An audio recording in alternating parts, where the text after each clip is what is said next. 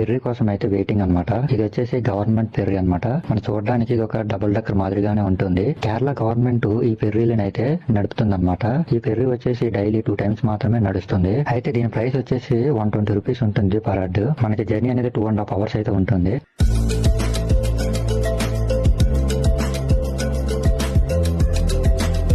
కేరళ భూభాగం మొత్తం ఒక నదుల ప్రవాహంతో నిండి ఉంటుంది. కొన్ని చోట్లకి బస్సెస్ గానీ ట్రైన్స్ గానీ పోవన్నమాట.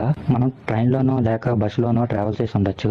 కానీ ఈ జర్నీ అనేది ఒక బెస్ట్ ఎక్స్పీరియన్స్ అయితే మనకు కలుగుతుంది. దారి మధ్యలో మనకి చిన్న చిన్న బోట్ జెట్టీస్ అయితే కనిపిస్తాయి అన్నమాట. ఇవి బస్ స్టాప్ మాదిరిగానే ఉంటాయి. ఈ గ్రామాల్లో ఉండేవారు ఈ బోట్ జెట్టీస్ ద్వారా ఇతర పట్టణాలకు వెళ్తూ ఉంటారు. చూడడానికి మనకి చాలా థ్రిల్లింగ్ అయితే అనిపిస్తుంది. ఈ బోట్స్ కి ఒక డ్రైవరు, ఒక కండక్టరు, అలాగే 2 హెల్పర్స్ అయితే ఉంటారు. ఈ బోట్ ని కంట్రోల్ చేయడానికి తాళ్ల సహాయంతో ఒడ్డుకు నెట్టుతారన్నమాట. వీళ్ళు ప్యాసింజర్స్ దిగేటప్పుడు అలాగే ఎక్కేటప్పుడు నీటిలో పడిపోకుండా సహాయపడతారు.